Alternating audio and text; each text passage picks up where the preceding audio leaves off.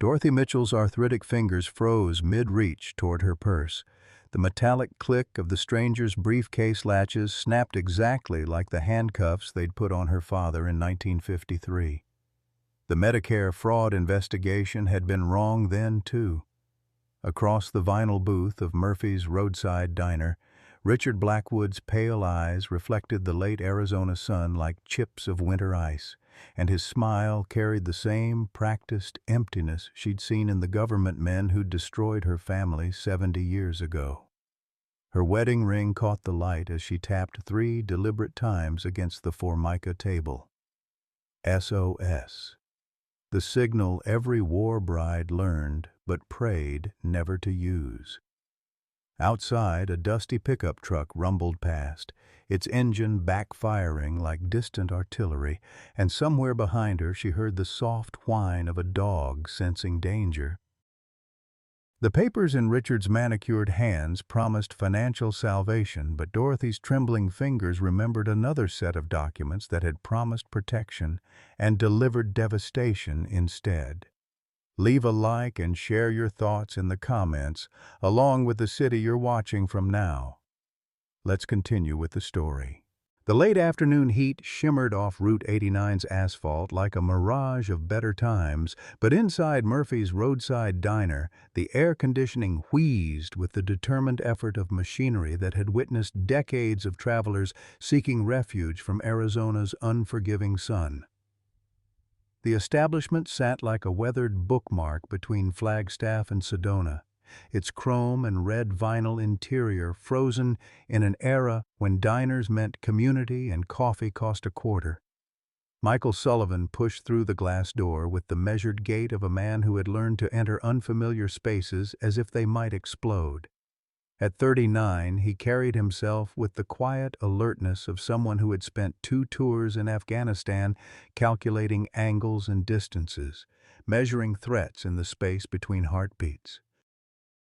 His broad shoulders filled the olive-drab jacket he wore despite the heat, and his steel blue eyes swept the room with the automatic precision of a man who had survived by noticing what others missed. Beside him, Cooper padded across the worn linoleum with the controlled grace of a German shepherd who had once meant the difference between his unit coming home or coming home in boxes. The dog's sable coat showed the rich black and tan markings of his breed, but the slight tilt of his left ear and the pale scar running from his right temple to his jaw told stories that most civilians would never understand.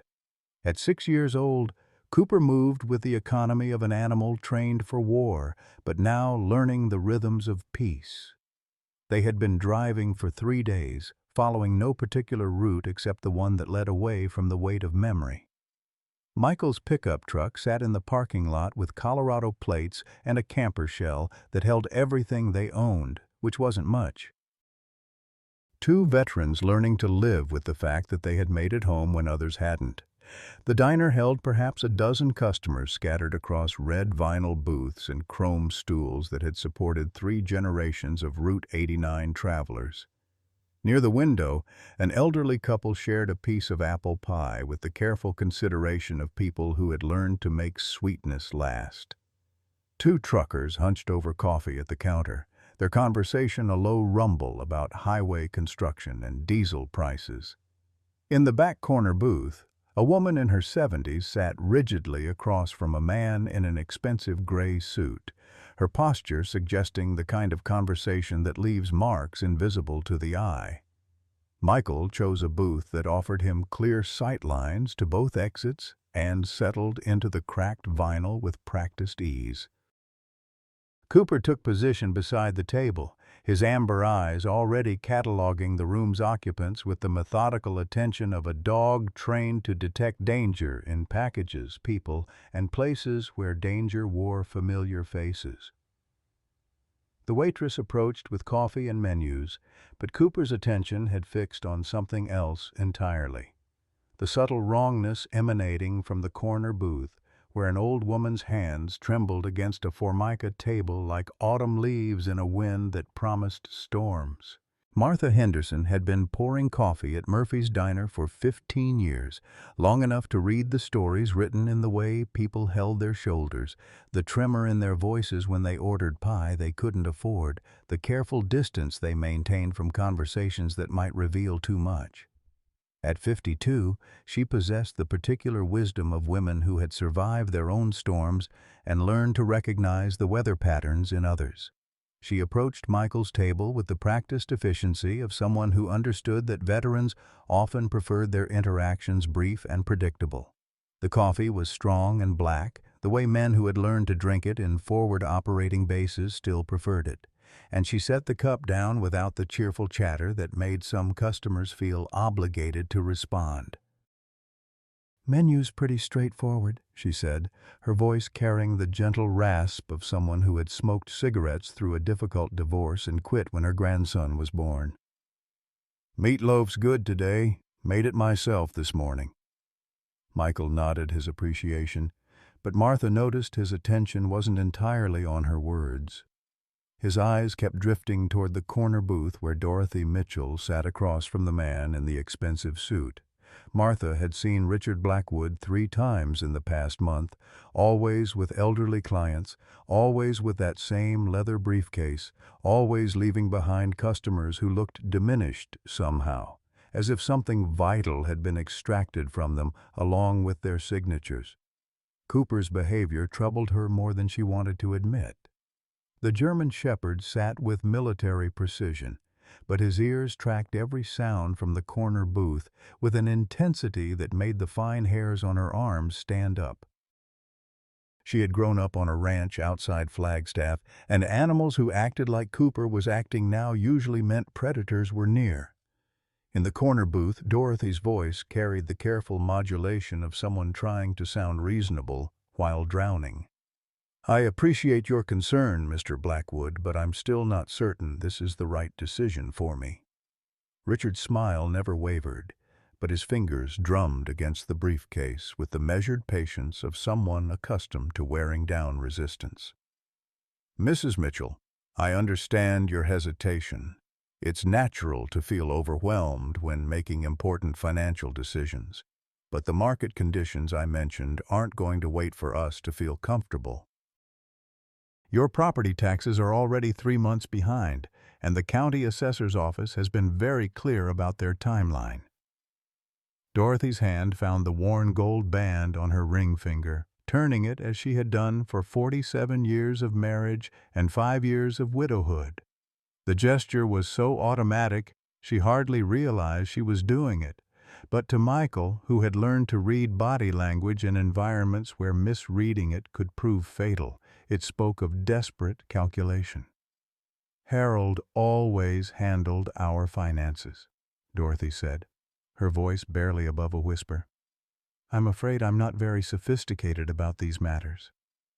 "Which is exactly why you need professional guidance," Richard replied, his tone carrying the kind of gentle condescension that packaged exploitation as protection. "The reverse mortgage I'm proposing will eliminate your tax burden entirely. You'll receive a monthly payment that will cover all your expenses, and you'll never have to worry about losing your home." Cooper's low growl was almost subsonic, a rumble that vibrated through the floorboards and into Michael's boots. The sound raised the small hairs on the back of Michael's neck, triggering recognition patterns burned into his nervous system during months of patrols where Cooper's instincts had meant the difference between detecting threats and walking into them. Martha paused in her cleaning, her dish rag suspended over a water glass as she registered the change in the diner's atmosphere. The elderly couple near the window had stopped eating their pie. One of the truckers at the counter glanced over his shoulder with the expression of someone who had felt rather than heard something wrong. Dorothy's fingers moved against the table surface in a pattern so subtle it might have been nervous fidgeting. 3 soft taps. Pause. 3 more. Pause. 3 again. The rhythm was deliberate, desperate, and achingly familiar to anyone who had ever learned Morse code in a world where such knowledge could save lives. Michael's coffee cup stopped halfway to his lips. His hand remained steady, but something fundamental shifted in his posture, the way steel changes molecular structure under pressure. Cooper's ears pricked forward, and his amber eyes fixed on Dorothy with the focused intensity of a working dog recognizing a mission profile. The SOS signal continued, Dorothy's knuckles white against the formica as she tapped out her silent plea for help. Her eyes found Michael's reflection in the window glass, and for one terrible moment he saw his own mother's face in her features. The same careful dignity, the same stubborn pride that had kept her working 2 jobs rather than accept charity, the same quiet desperation that had marked her final years. Richard opened his briefcase with a soft click that sounded like a trap closing. Michael Sullivan set down his coffee cup with the deliberate control of a man who had learned that sudden movements could be mistaken for aggression. Cooper's hackles had risen along his spine, creating a ridge of bristled fur that spoke in the universal language of canines, recognizing a threat to their pack. The German Shepherd's amber eyes remained fixed on the corner booth where Dorothy Mitchell's silent plea continued in the ancient rhythm of distress. The memories came without invitation, as they always did. Kandahar Province, 2019. The village elder's wife had made the same gesture, 3 taps against her knee, when the Taliban fighters had entered her compound under the guise of requesting water. Cooper had been the first to notice then, too, his body language shifting from relaxed patrol to high alert in the space between heartbeats. Michael had learned to trust the dog's instincts more than his own eyes, more than intelligence reports, more than the assurances of local interpreters who sometimes carried their own agendas. The woman in Afghanistan had been trying to warn them about the improvised explosive device hidden beneath the prayer rug. Cooper's behavior had saved 7 lives that day, including Michael's own, but they had been too late to save the woman's husband, who had been forced to plant the device or watch his grandchildren die. Michael rose from his booth with the fluid economy of movement that marked men who had learned to navigate hostile territory.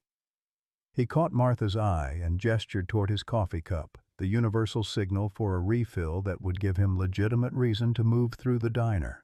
Cooper followed at his left heel, maintaining the precise distance that had been drilled into both of them during months of training at Lackland Air Force Base.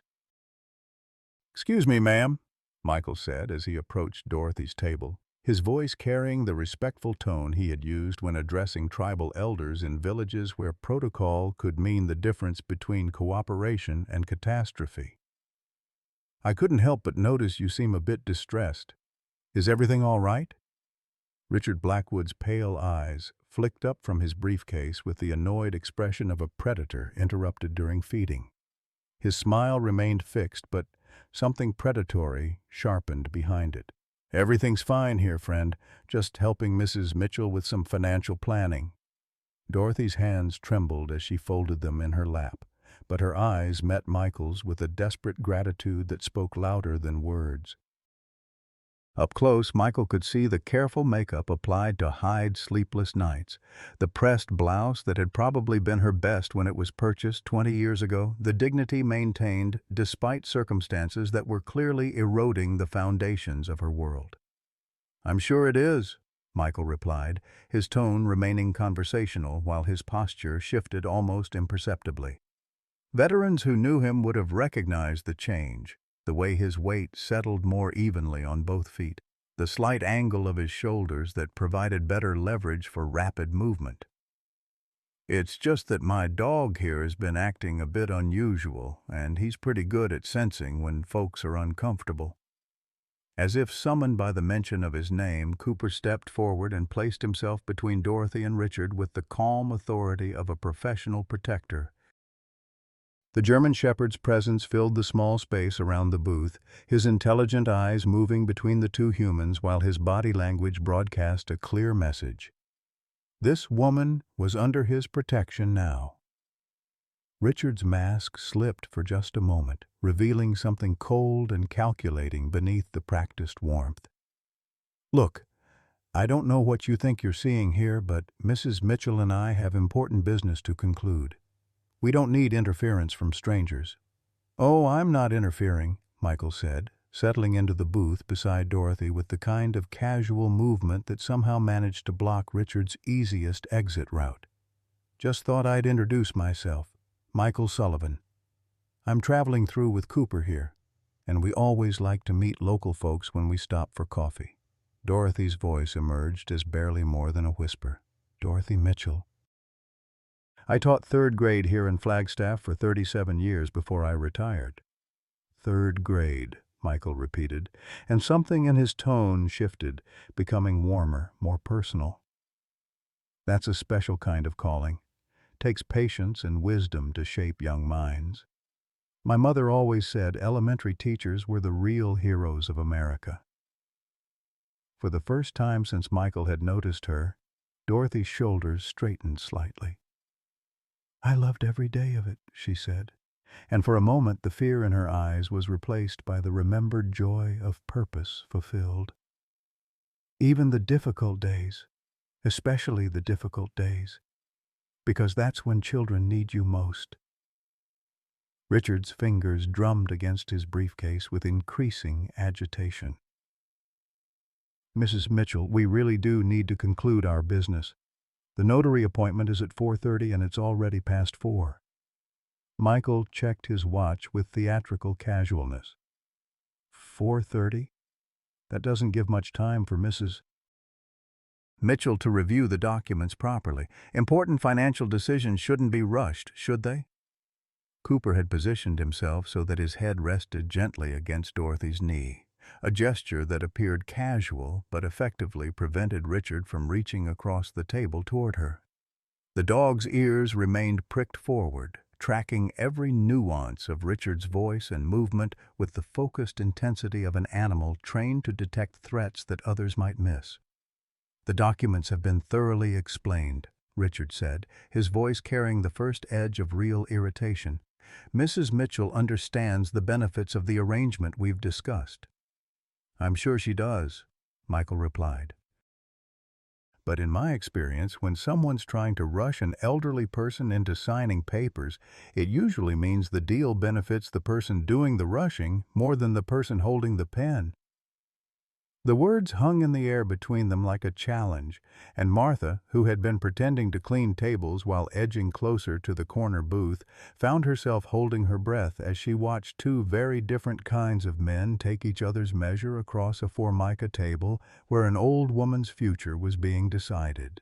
The tension in the corner booth had become a living thing, coiling between the three adults while Cooper maintained his protective vigil beside Dorothy's knee. Richard Blackwood's composure was beginning to fracture around the edges, his practiced smile wavering like a mask that no longer fit properly. He reached into his briefcase and withdrew a manila folder thick with documents, spreading them across the table with the theatrical precision of a magician revealing his trick. "Mrs. Mitchell," Richard said, his voice taking on the carefully modulated tone of someone accustomed to wearing down resistance through patience rather than force.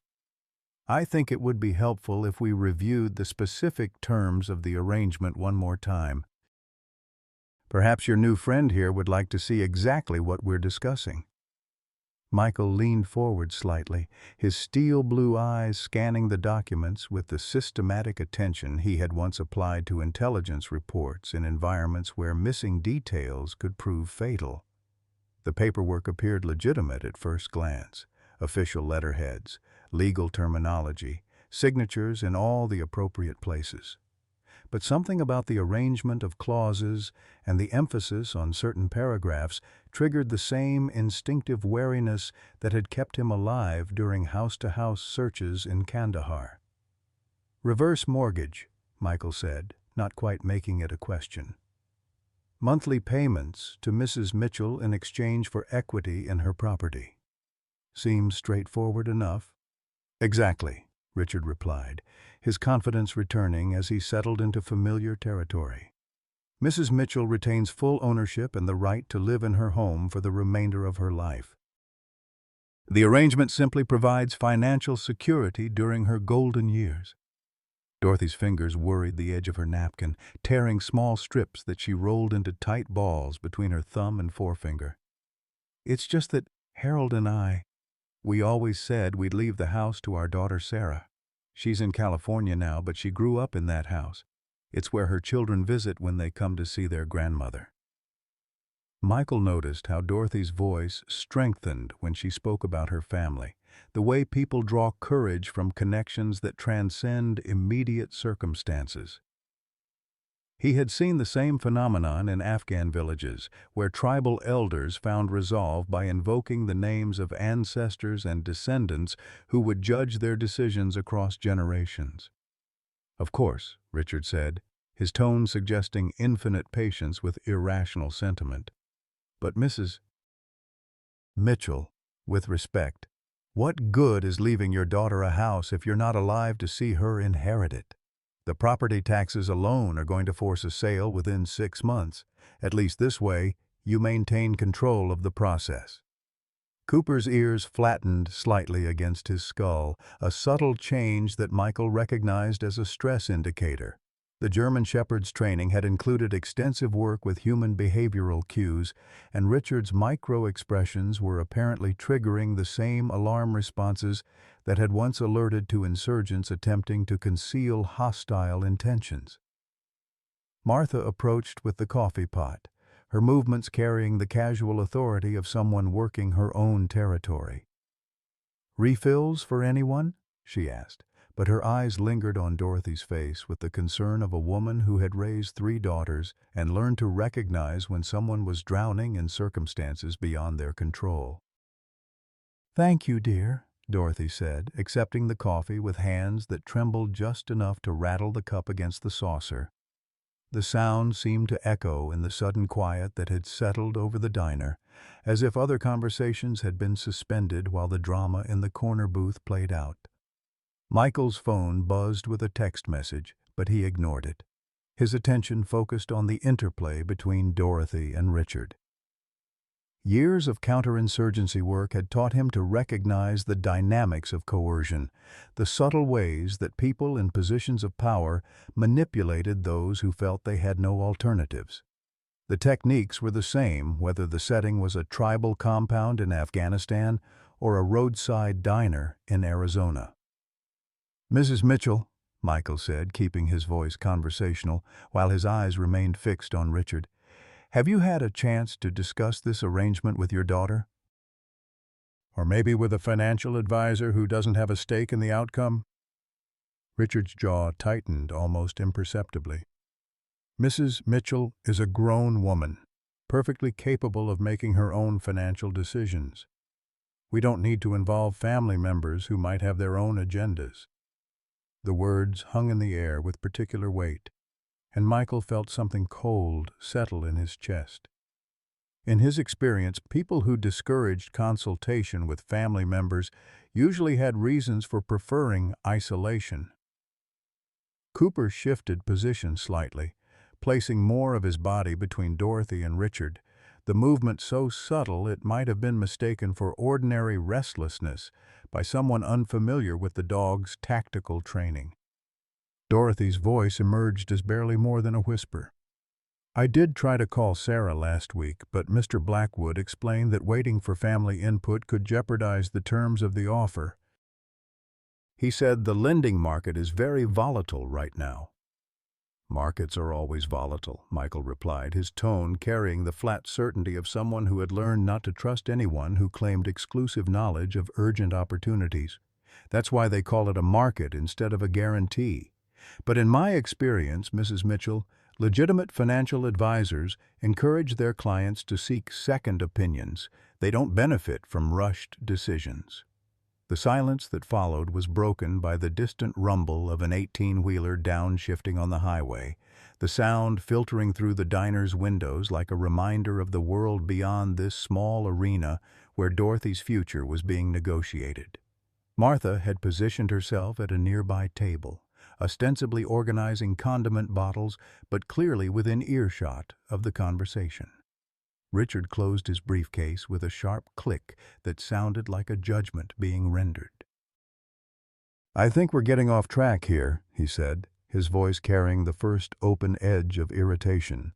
"Mrs. Mitchell, I've been more than patient, but I have other appointments this afternoon. The notary is expecting us at 4:30, and these arrangements don't hold indefinitely." Cooper's response was immediate and unmistakable. The German shepherd rose to his feet with fluid grace, positioning himself directly between Richard and Dorothy with the calm authority of a professional protector. His hackles remained raised, creating a ridge of bristled fur along his spine, and his amber eyes fixed on Richard with the unwavering intensity of a predator evaluating a threat. The transformation in the dog's demeanor triggered something deep in Michael's trained awareness. Cooper's behavior was identical to his alerts during explosive device searches. The same focused attention, the same controlled aggression, the same unwillingness to be distracted from a confirmed threat. Michael had learned to trust these signals more than his own conscious assessment of danger. "Easy, Cooper," Michael said, his voice carrying the calm authority that had once managed tactical situations where lives hung in the balance. But he made no move to call the dog back, instead allowing Cooper's protective positioning to speak its own clear message. Richard's facade finally cracked completely. "Look, I don't know what kind of game you're playing here, but you're interfering with a legitimate business. Mrs. Mitchell has already committed to this arrangement, and I'm not going to let some stranger with a dog derail months of careful planning." The words revealed more than Richard had intended, and Michael felt the familiar clarity that came with recognition of an adversary's tactical error.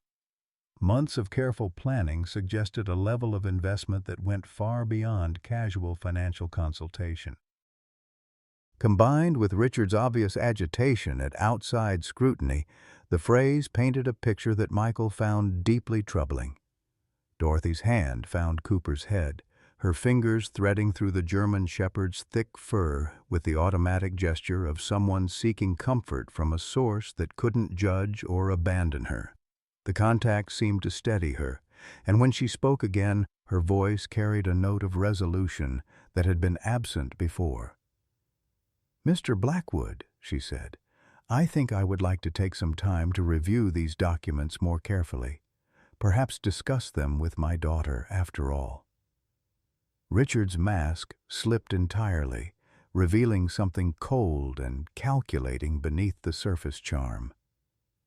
"Mrs. Mitchell, I've explained the time constraints involved here. The property tax deadline isn't going to wait for family consultations, and neither are the market conditions that make this arrangement possible." Michael recognized the technique, manufactured urgency designed to prevent rational consideration of alternatives. He had seen the same approach used by insurgent recruiters who preyed on desperation, offering immediate solutions to complex problems while discouraging examination of long-term consequences. "You know what I find interesting," Michael said, his tone remaining conversational while his posture shifted slightly, preparing for whatever escalation might follow. "In all this discussion about helping Mrs. Mitchell, you haven't once mentioned what you're getting out of the arrangement.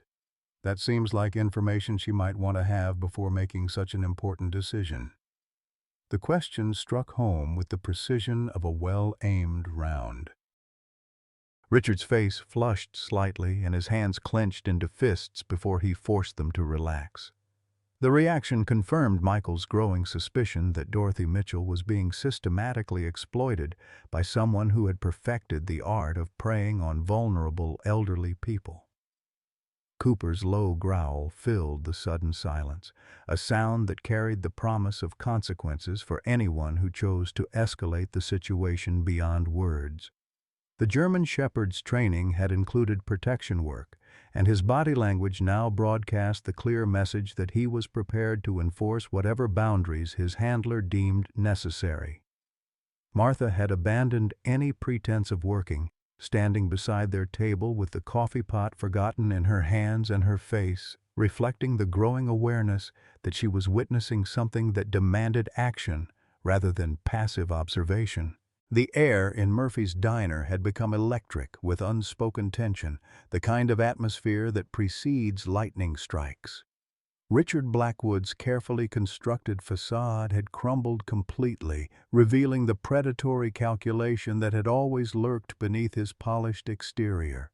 His pale eyes darted between Michael's unwavering stare and Cooper's protective stance, calculating odds and escape routes with the desperate efficiency of someone whose carefully laid plans were unraveling in real time.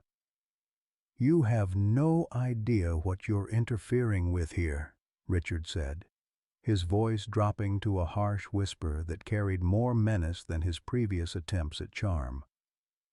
"Mrs. Mitchell owes $14,000 in back taxes. The county assessor has already filed preliminary foreclosure paperwork. Without my intervention, she'll be homeless within 90 days. Dorothy's face went pale at the public revelation of her financial distress, the kind of shame that came from having private failures exposed to strangers. Her hands trembled as she reached for her coffee cup, seeking something to occupy her fingers while her world crumbled around her. The careful dignity she had maintained began to fracture, revealing the desperate vulnerability that Richard had been systematically exploiting. Michael felt the familiar cold clarity that had once helped him navigate IED-infested roads where every decision carried life or death consequences. Richard's revelation had shifted the tactical landscape, but it had also revealed the true scope of Dorothy's predicament. $14,000 might as well have been $14 million to a retired teacher living on Social Security benefits that hadn't kept pace with inflation. "That's a lot of money," Michael acknowledged, his tone remaining steady while his mind calculated alternatives. "But it's not necessarily an insurmountable problem. There are assistance programs for senior citizens in financial distress. Veterans Administration has connections to resources most people don't know about." Richard's laugh held no humor whatsoever. "Programs with waiting lists longer than her remaining lifespan. Bureaucratic assistance that requires paperwork she can't understand and qualifications she doesn't meet. I'm offering her a solution that works in the real world, not some fantasy about government assistance that never materializes." Cooper shifted position slightly, his tactical training evident in the way he maintained visual contact with Richard while positioning himself to intercept any aggressive movement toward Dorothy. The German shepherd's ears remained pricked forward, tracking every nuance of vocal tone and body language with the focused intensity that had once detected concealed explosives in environments where missing subtle cues meant catastrophe. Martha had abandoned any pretense of normal diner operations, standing beside their booth with the coffee pot clutched in her hands like a weapon she wasn't quite sure how to use. Her expression reflected the internal struggle of someone who recognized that intervention was necessary but lacked confidence in her ability to provide it effectively. $14,000, Dorothy repeated, her voice barely audible as she confronted the number that had haunted her sleepless nights for months. "Harold always handled our finances. He said I didn't need to worry about such things, that his pension would take care of everything. But the medical bills from his cancer treatment, they just kept coming even after he died." Michael heard echoes of his own mother's story and Dorothy's confession, the generation of women who had been taught to trust their husbands with financial matters, leaving them vulnerable when death or disability removed that protection. His mother had worked 2 jobs after his father's stroke, too proud to accept help, too afraid to admit she was drowning in expenses that grew faster than her income. "The reverse mortgage eliminates the debt immediately," Richard continued, pressing his advantage with the ruthless efficiency of someone who had perfected the art of exploiting desperation. "Mrs. Mitchell receives monthly payments that will cover all her living expenses. She never has to worry about money again, and she retains the right to live in her home until her death." "And then what happens?"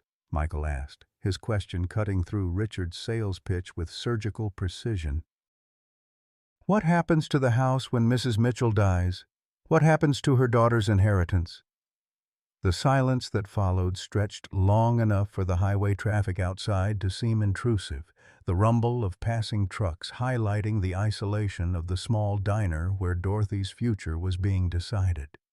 Richard's hesitation revealed more than any immediate answer could have, confirming Michael's growing suspicion that the arrangement benefited Richard far more than it helped Dorothy. "The estate settles the loan balance through the sale of the property," Richard finally replied, his words careful and measured. "Any remaining equity transfers to Mrs. Mitchell's heirs according to her will." "Any remaining equity," Michael repeated, emphasizing the conditional nature of Richard's promise, "which assumes the property appreciates faster than the loan balance grows, which assumes the monthly payments and accumulated interest don't eventually exceed the home's value, which assumes a lot of things that might not work out in Mrs. Mitchell's favor." Cooper's low growl provided counterpoint to Michael's analysis, the German shepherd's instinctive recognition of deception aligning perfectly with his handler's trained skepticism. The dog's amber eyes remained fixed on Richard with unwavering intensity, reading micro-expressions and stress indicators that human observation might miss. Dorothy's voice emerged as barely more than a whisper. "Are you saying I might lose the house anyway, even if I sign Mr. Blackwood's papers?" "I'm saying that any financial arrangement complicated enough to require immediate signatures probably deserves careful review by someone who doesn't benefit from your decision," Michael replied. "I'm saying that people who discourage second opinions usually have reasons for preferring isolation." Richard's composure finally shattered completely. He leaned forward across the table, his pale eyes blazing with undisguised fury. "You self-righteous bastard! You think you're some kind of hero riding in to save the day? Mrs. Mitchell is going to lose her house regardless of what happens here today. At least my arrangement gives her some dignity in the process." The words exploded into the diner's quiet atmosphere like artillery rounds, drawing startled looks from other customers who had been pretending not to notice the escalating confrontation.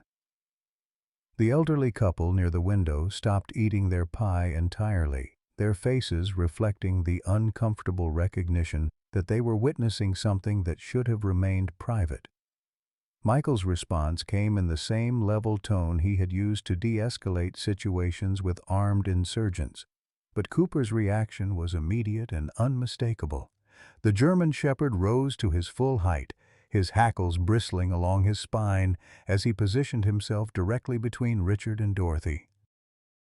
The dog's training had included extensive work with aggressive behavior recognition, and Richard's outburst had triggered every alarm in Cooper's considerable arsenal of threat assessment protocols.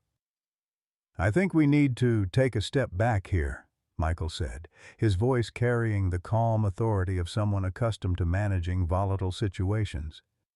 "Mrs. Mitchell, you don't have to make any decisions today.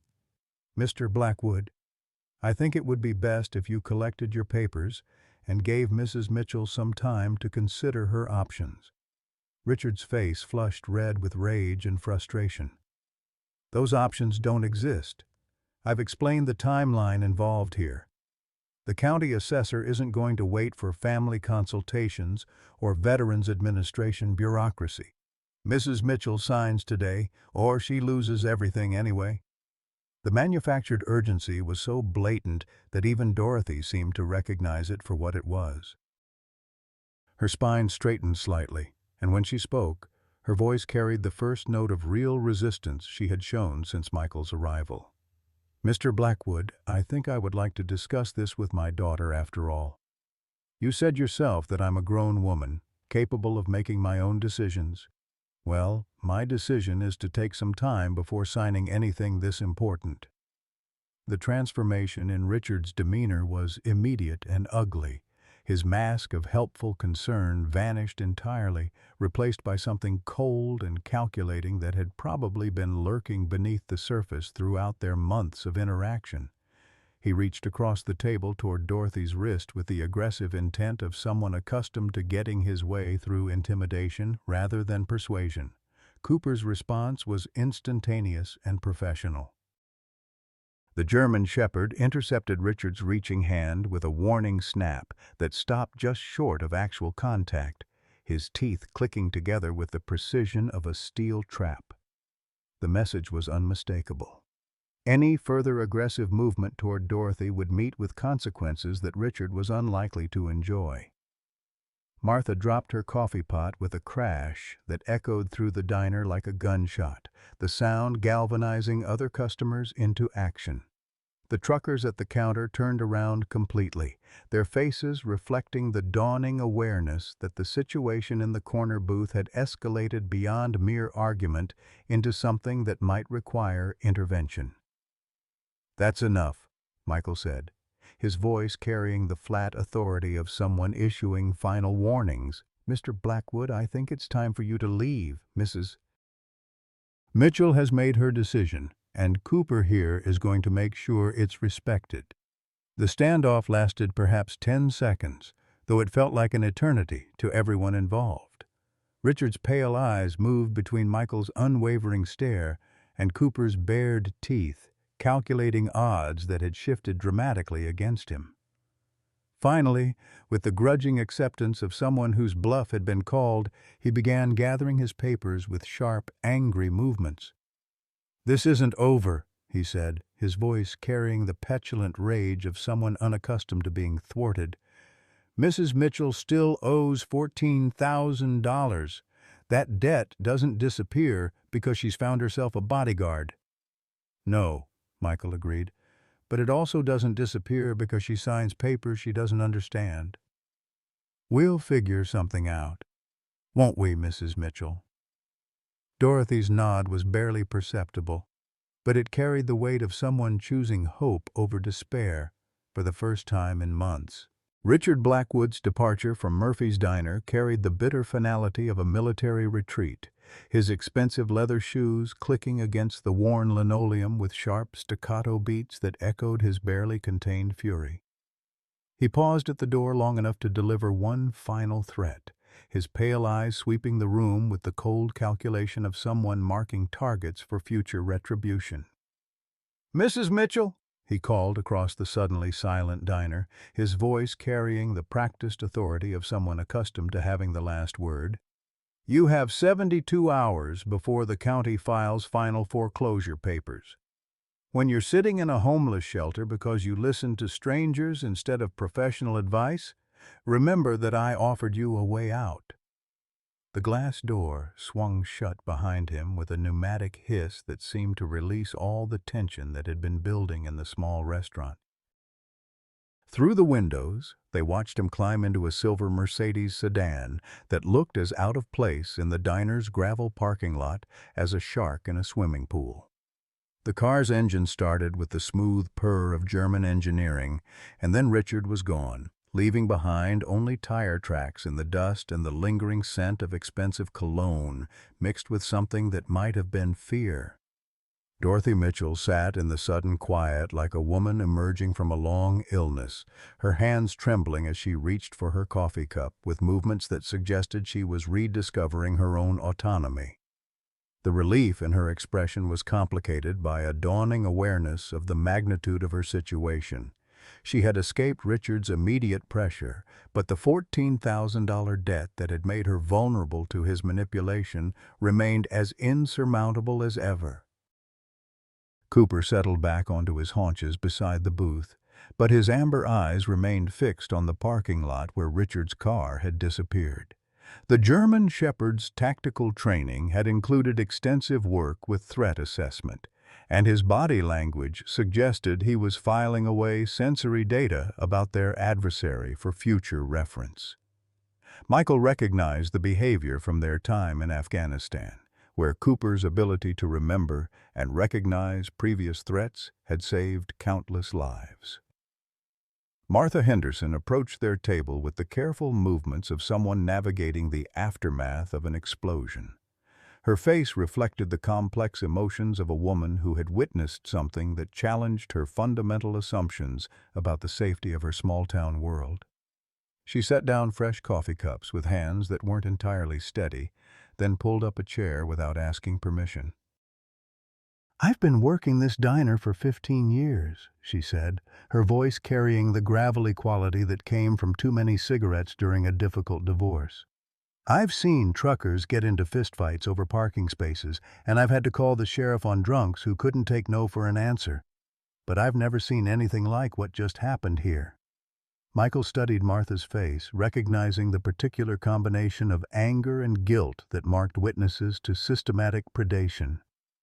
"How many times has he been here with elderly clients?" he asked, his question cutting directly to the heart of what they were all thinking. "3 times in the past month that I know of," Martha replied, her admission carrying the weight of someone confessing to willful blindness. "Always the same pattern: well-dressed man with expensive briefcase, elderly client who looked like they'd rather be anywhere else. I told myself it wasn't my business, that maybe they were family members or legitimate financial advisors." Dorothy's voice emerged as barely more than a whisper. "He's been calling me for 6 months. At first he seemed so helpful, so understanding about my situation. He said he specialized in helping seniors navigate financial difficulties, that he'd seen cases like mine before and knew exactly how to help." The confession hung in the air like an accusation against all of them, against Dorothy for being vulnerable, against Martha for not intervening sooner, against Michael for arriving too late to prevent months of systematic manipulation. Cooper seemed to sense the emotional undercurrents in the conversation, rising from his position to rest his massive head against Dorothy's knee in the kind of wordless comfort that only animals seemed capable of providing. Michael felt the familiar weight of responsibility settling across his shoulders, the same sense of mission clarity that had once guided him through hostile territory where civilians depended on his protection. Dorothy's situation was no different from the Afghan villages where predators in various forms had preyed upon the vulnerable, while the strong looked away or found reasons to avoid involvement. "Mrs. Mitchell," he said, his voice carrying the quiet authority of someone who had learned to inspire confidence in desperate situations, "$14,000 is a lot of money, but it's not impossible money. There are programs, resources, people who help with situations exactly like yours. The trick is knowing where to look and having someone who understands the system." Dorothy's eyes reflected the fragile hope of someone who had been drowning for so long that she'd almost forgotten what rescue looked like. "Mr. Blackwood said the government programs were just bureaucratic nonsense, that private solutions were the only realistic option." "Mr. Blackwood had a financial interest in you believing that," Michael replied, his tone carrying the flat certainty of someone who had learned to recognize predatory behavior in all its various forms. "Men like him make their living by convincing vulnerable people that they're the only solution to impossible problems. It's a variation on the protection racket. Create or exploit a crisis, then offer yourself as the only alternative to disaster." Martha leaned forward in her chair, her expression reflecting the dawning awareness of someone beginning to understand the scope of what she had witnessed. "There were others, weren't there? Other elderly people he brought here?" "I should have paid more attention, should have trusted my instincts when something felt wrong." Cooper's low whine drew their attention to the parking lot where another car had pulled up near the spot where Richard's Mercedes had been parked. This vehicle was different, a battered pickup truck with official plates and a light bar mounted on the roof. As they watched, a woman in a sheriff's uniform climbed out and began walking toward the diner with the purposeful stride of someone responding to a call for assistance. "Did someone call the police?" Dorothy asked, her voice reflecting the complex emotions of someone who had been taught to view law enforcement as both protection and potential judgment. Her generation had grown up with different relationships to authority, where calling the sheriff meant admitting failure as much as seeking help. Michael shook his head, but his expression carried the satisfied look of someone whose tactical planning had included contingencies that others hadn't considered. "I sent a text while Mr. Blackwood was gathering his papers. My phone has the sheriff's office on speed dial from my work with Veteran Services. Deputy Chen has been helpful with other situations involving seniors who've been targeted by financial predators." The glass door opened with its familiar chime, and Deputy Sarah Chen entered the diner with the confident bearing of someone who had earned respect in a profession where authority often had to be demonstrated rather than assumed. At 35, she carried herself with the compact strength of someone who had learned to handle situations that required both physical capability and emotional intelligence. Her uniform was pressed and professional, but her expression carried the warmth of someone who understood that law enforcement was ultimately about serving community rather than enforcing compliance. "Good afternoon, folks," she said, her voice carrying the practiced neutrality of someone trained to de-escalate rather than intimidate. "I got a call about a possible elder abuse situation. Everyone all right here?" Martha rose from her chair with the quick efficiency of someone eager to provide information to authority figures who might actually be able to help. "Deputy Chen, thank goodness you're here. We just had a situation with a man who's been pressuring Mrs. Mitchell here to sign some kind of financial papers. It got pretty ugly before he left." Dorothy's face flushed with the embarrassment of someone whose private troubles had become public spectacle, but Cooper's continued presence beside her seemed to provide the courage necessary to speak. "I think I may have been the victim of some kind of scam," she said, her voice growing stronger as she spoke the words aloud for the first time.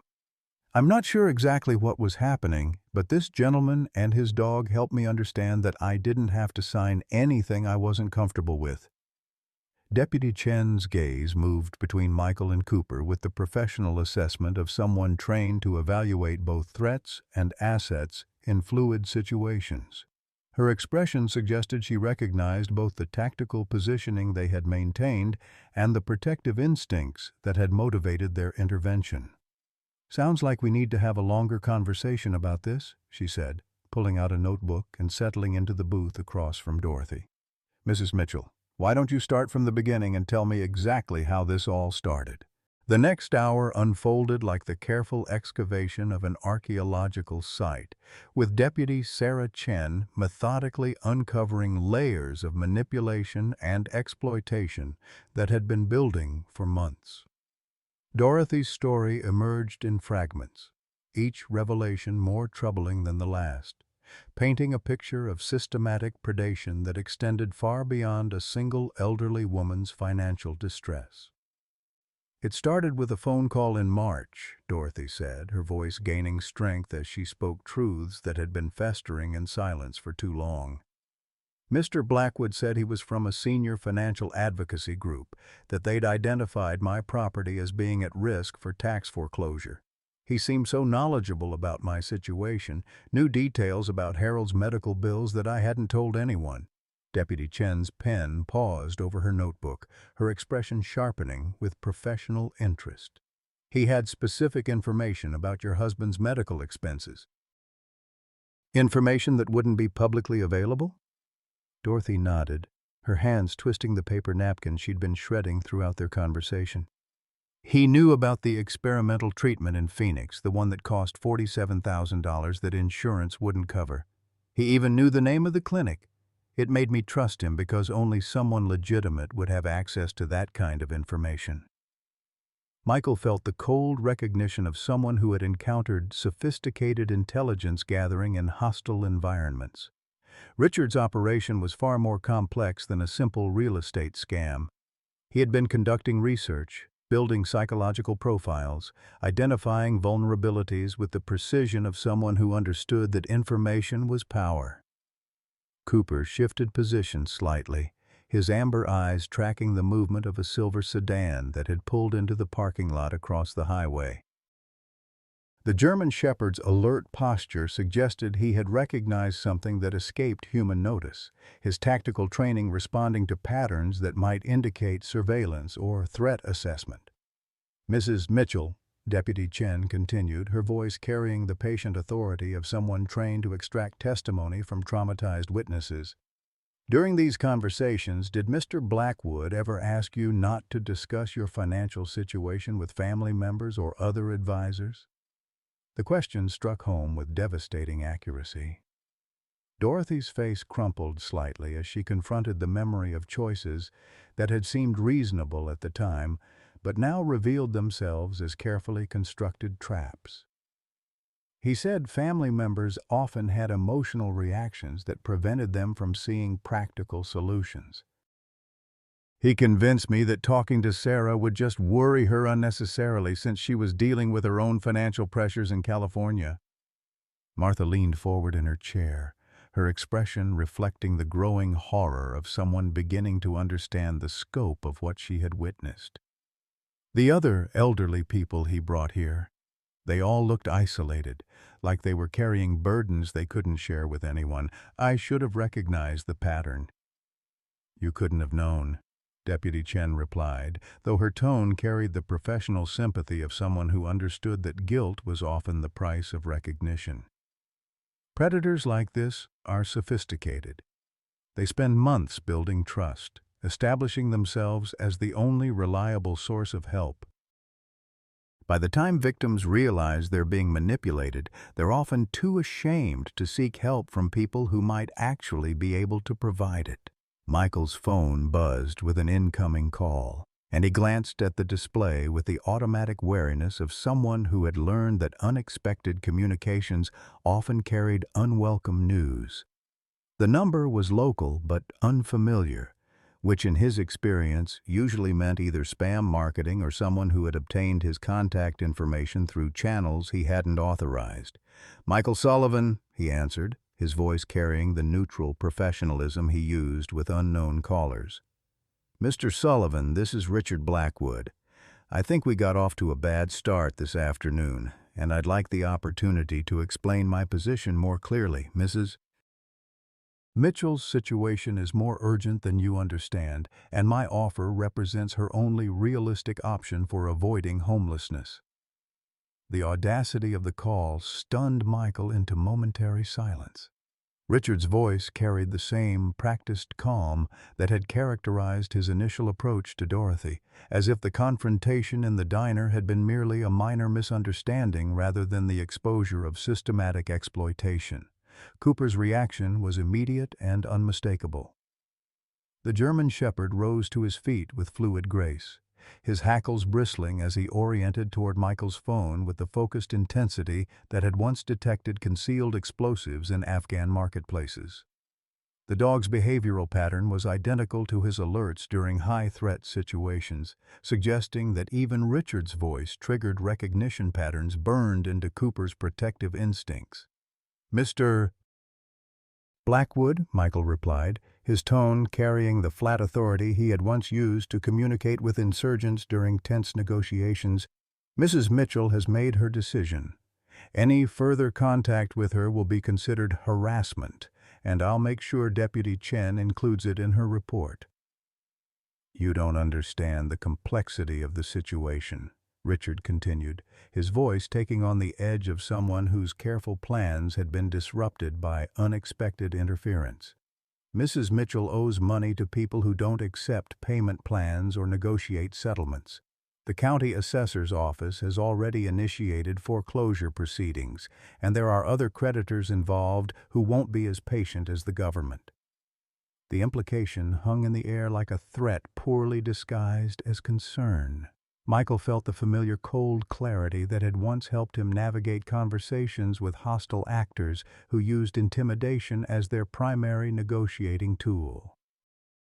Richard's carefully worded warning suggested that Dorothy's financial problems extended beyond simple tax debt into territory that might involve less legal forms of collection. Deputy Chen had been listening to Michael's side of the conversation with the trained attention of someone who understood that predators often revealed more about their operations when they felt cornered. She held out her hand for the phone, her expression carrying the professional authority of someone prepared to document whatever threats or admissions Richard might provide. "Mr. Blackwood, This is Deputy Sarah Chen with the Coconino County Sheriff's Office. I'm currently taking a report from Mrs. Mitchell regarding your business relationship with her. I'd like to invite you to come down to the station so we can discuss the situation in a more formal setting. The silence that followed stretched long enough for the highway traffic outside to seem intrusive. 18-wheelers downshifting as they approached the intersection where Murphy's Diner had become the unlikely center of a criminal investigation. When Richard finally responded, his voice had lost all pretense of helpful concern, revealing the calculating coldness that had been lurking beneath his polished exterior. "Deputy, I think you'll find that my business practices are completely legal. Mrs. Mitchell is a competent adult who entered into our arrangement voluntarily. If she's now having second thoughts due to outside interference, that's a civil matter between consenting parties, not a criminal issue." Deputy Chen's response carried the measured authority of someone who had extensive experience with individuals who confused legality with morality. "That may be true, Mr. Blackwood, but I'd still like to review the documentation involved in your arrangement with Mrs. Mitchell. There are specific regulations governing financial services provided to senior citizens, and I want to make sure everything is in compliance." The call ended abruptly, leaving behind only the electronic silence of a disconnected line and the growing awareness that Richard's operation was more sophisticated than any of them had initially realized. Deputy Chen set the phone down with movements that suggested she was already calculating the resources necessary to investigate what appeared to be a systematic exploitation scheme. Dorothy's voice emerged as barely more than a whisper. "He mentioned other creditors. I thought the only debt was the property taxes. But there were collection agencies calling about Harold's medical bills. Mr. Blackwood said he could consolidate everything into the reverse mortgage arrangement." Martha's expression reflected the dawning horror of someone beginning to understand the true scope of Dorothy's vulnerability. "How much total debt are we talking about, honey? Not just the taxes, but everything." The question hung in the air like a judgment, forcing Dorothy to confront the full magnitude of her financial crisis for the first time since Harold's death. Her hands trembled as she pulled a worn envelope from her purse, extracting a collection of bills and notices that she spread across the table with the careful movements of someone displaying evidence of their own failure. $37,000, she said, her voice carrying the weight of someone confessing to a crime. "The property taxes are only part of it. There are medical bills, credit card debt from Harold's treatments, a second mortgage we took out to pay for the experimental therapy. I haven't been able to make payments on anything for months." The numbers settled over their small group like a physical weight, transforming Dorothy's situation from a manageable crisis into something that seemed to justify Richard's claims about limited options. $37,000 represented more money than Dorothy would see in years of Social Security payments, an amount that placed her beyond the reach of conventional assistance programs. Michael studied the collection of bills and notices with the systematic attention he had once applied to intelligence reports that contained hidden patterns of enemy activity. The paperwork told a story of systematic financial destruction that began with legitimate medical expenses but had been compounded by predatory lending practices and collection agencies that charged interest rates approaching loan shark territory. Cooper moved closer to Dorothy, pressing his massive head against her shoulder in the kind of wordless comfort that only animals seemed capable of providing. The German shepherd's presence seemed to steady her, and when she spoke again, her voice carried a note of determination that had been absent since Michael's arrival. "I know it seems hopeless," she said, addressing her words to the collection of bills rather than to the people around her. "Harold used to say that every problem had a solution, that the trick was finding people who knew how to look for answers instead of just identifying problems. I thought Mr. Blackwood was one of those people." Deputy Chen had been studying the bills with the professional attention of someone trained to recognize patterns of financial exploitation. Her expression suggested she was seeing elements that confirmed her growing suspicions about Richard's operation and the sophisticated nature of his targeting methodology. "Mrs. Mitchell," she said, her voice carrying the quiet authority of someone delivering news that would change everything, "I think you need to know that you're not the first person to contact our office about Mr. Blackwood. We've been building a case against him for 3 months, and your testimony might be the key to stopping him from victimizing other seniors." The revelation transformed the atmosphere in the diner, shifting Dorothy's situation from an isolated crisis into part of a larger pattern of predation that had been systematically destroying the financial security of vulnerable elderly people throughout the region. Michael felt the familiar sense of mission clarity that had once guided him through hostile territory where civilian protection was both duty and moral imperative. "How many others?" he asked, his question cutting directly to the heart of what they were all thinking. "At least 6 that we know of," Deputy Chen replied. "Probably more who haven't come forward yet."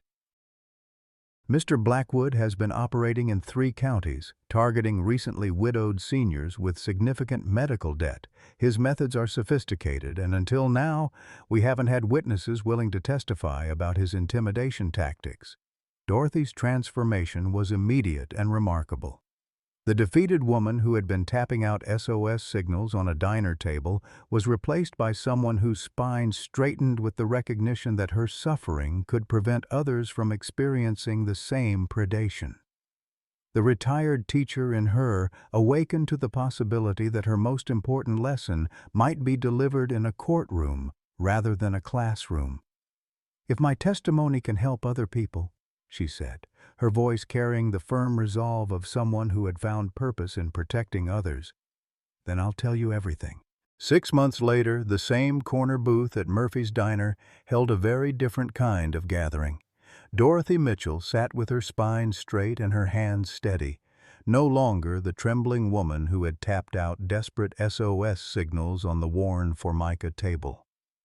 Across from her, Sarah Chen, no longer in uniform, but wearing the comfortable clothes of someone enjoying a day off, nursed a cup of coffee that had grown cold while they talked.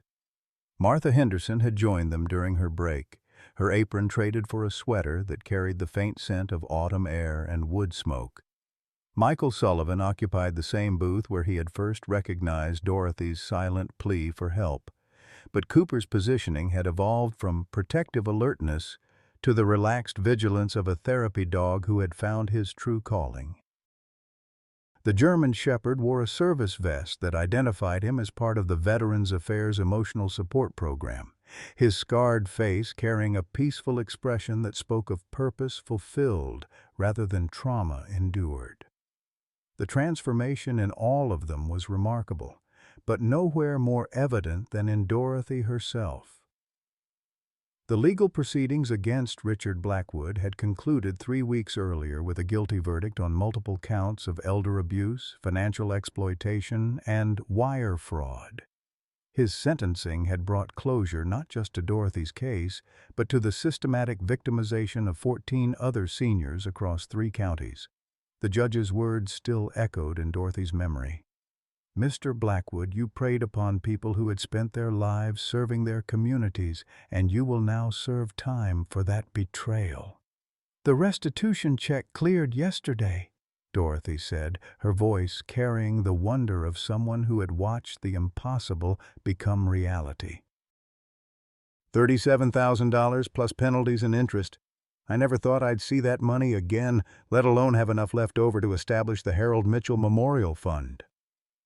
The Memorial Fund had been Dorothy's idea, a way to transform her husband's medical debt into something that could help other families facing similar crises. The initial deposit had come from the restitution settlement, but community donations had swelled the account to nearly $60,000.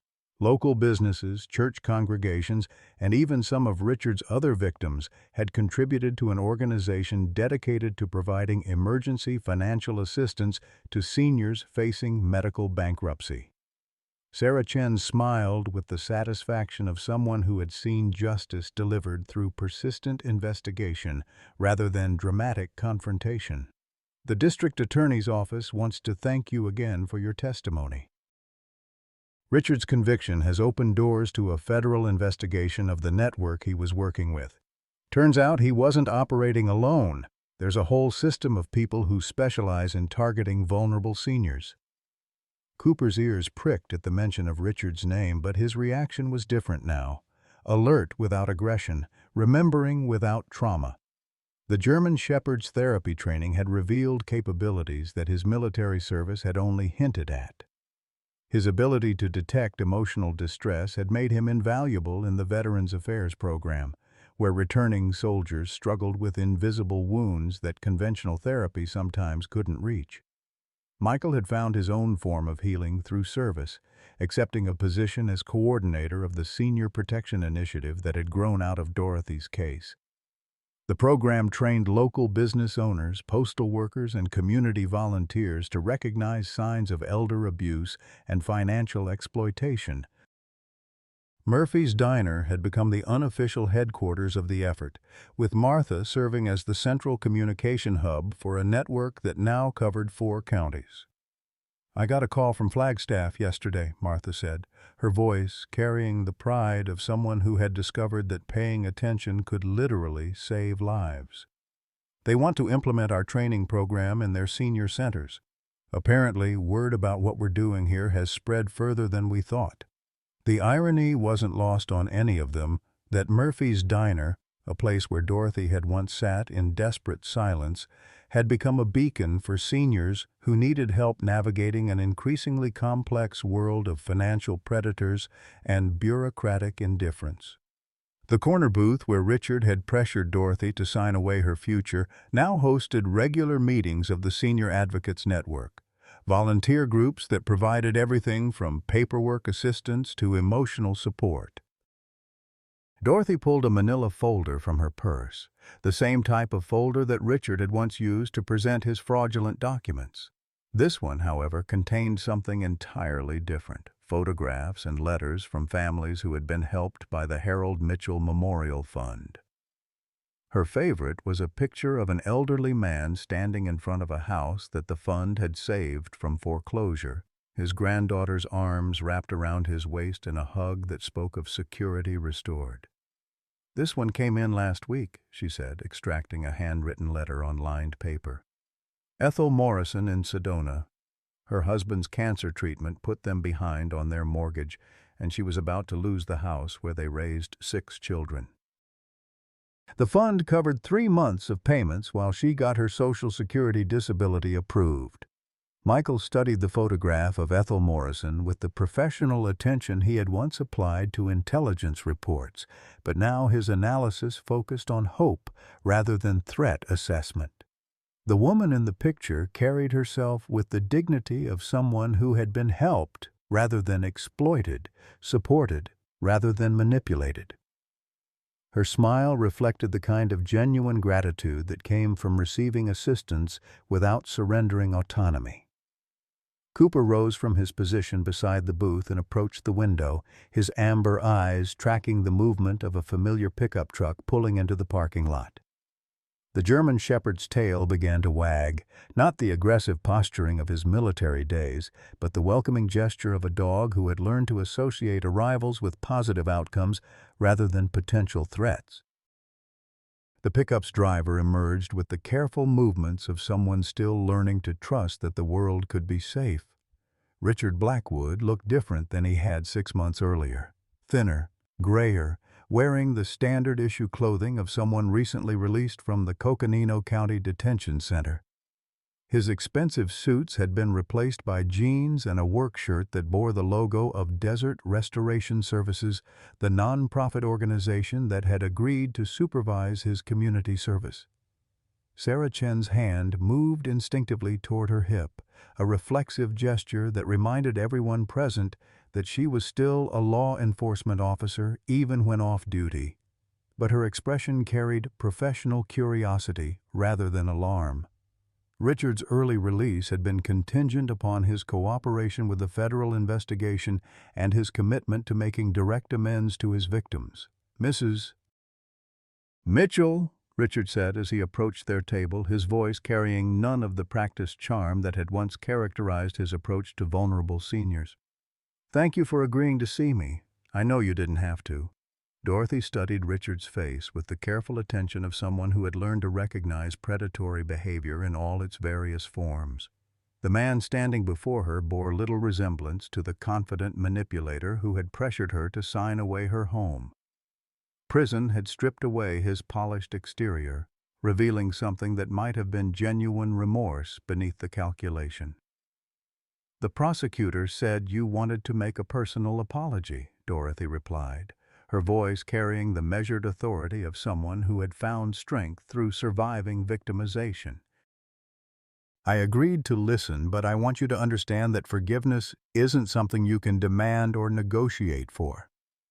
Cooper moved closer to Dorothy, his positioning protective but not aggressive.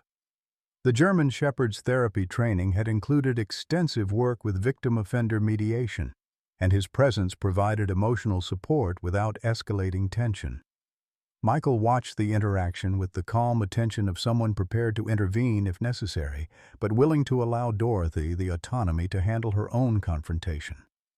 Richard's response came in the halting cadence of someone who had been forced to confront the consequences of his actions through months of mandated therapy and victim impact statements. "Mrs. Mitchell, I want you to know that I understand now what I did to you. Not just the money, though that was theft, pure and simple, but the way I isolated you, made you doubt your own judgment, convinced you that you had no alternatives." The admission hung in the air with the weight of someone speaking truths that had been excavated through painful self-examination. Martha leaned forward in her chair, her expression reflecting the complex emotions of someone witnessing accountability delivered in person rather than through legal abstractions. "I told myself I was helping people," Richard continued, his voice carrying the bitter recognition of someone who had discovered that self-deception could be more destructive than conscious malice. "I convinced myself that my arrangements were better than what other predators would offer, that I was providing a service to people who were going to be victimized anyway." Dorothy's response came with the measured wisdom of someone who had spent months processing her own role in the victimization. "The thing that hurt most wasn't the money, Mr. Blackwood. It was the way you made me feel stupid, like I was failing Harold's memory by not being able to handle our finances. You took my grief and used it as a weapon against me." The conversation continued for another 20 minutes, covering territory that formal legal proceedings had been unable to address. Richard described the systematic nature of his operation, the sophisticated research methods he had used to identify vulnerable targets, the psychological techniques he had employed to overcome resistance. His confession was complete, unvarnished, and devastating in its implications for the scope of elder abuse throughout the region. When Richard finally left, climbing back into his battered pickup truck to return to his court-mandated community service, the silence he left behind was different from the tense quiet that had marked his original departure from Murphy's Diner. This silence carried the weight of closure, the recognition that justice could sometimes include redemption for both victim and perpetrator. Dorothy watched Richard's truck disappear down Route 89, then turned her attention back to the photographs and letters from families helped by the Memorial Fund. Her hands were steady as she sorted through testimonials from people who had been lifted from desperation through the community network that had grown from her own victimization. "You know what I realized during that conversation?" she said, addressing her words to the group around the table, but speaking with the conviction of someone who had discovered fundamental truths about human nature. "Richard was right about one thing. I was going to be victimized by someone. There are predators everywhere, people who make their living by exploiting the vulnerable. But he was wrong about the alternatives." Michael leaned forward, recognizing the tone of someone about to share wisdom, earned through experience rather than observation. Cooper seemed to sense the importance of the moment, settling beside Dorothy's chair with the attentive posture of a dog who understood that some conversations required his full presence. The alternative wasn't choosing between different kinds of exploitation, Dorothy continued, her voice carrying the strength of someone who had discovered that survival could lead to service. The alternative was finding people who would help without taking, who would support without controlling, who would see my vulnerability as something to protect rather than something to exploit. Martha reached across the table to squeeze Dorothy's hand, her gesture carrying the wordless communication of women who had learned to recognize strength in unexpected places. Sarah Chen nodded with the professional satisfaction of someone who had seen the justice system work exactly as it was intended, not just punishing wrongdoing, but creating conditions for community healing. Outside, the Arizona sun was beginning its descent toward the horizon, painting the desert landscape in shades of gold and amber that spoke of endings and beginnings intertwined. Cooper's scarred face reflected the peaceful expression of a warrior who had found his true mission, while Michael's steel-blue eyes carried the clarity of someone who had discovered that healing trauma required helping others avoid it. Dorothy Mitchell gathered her photographs and letters, preparing to return home to a house that was truly hers again, secured not just by legal documents but by a community that had chosen to protect rather than exploit her vulnerability.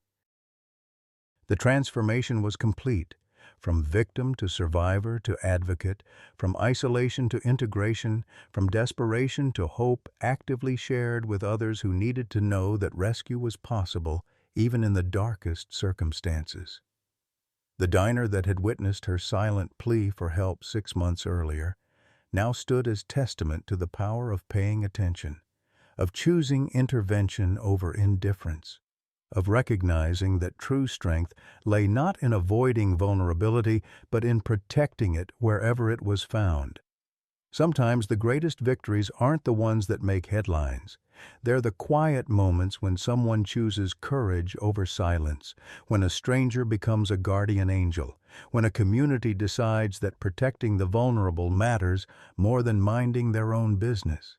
Dorothy's story reminds us that our golden years don't have to be lived in fear of predators who see our wisdom as weakness, our trust as opportunity.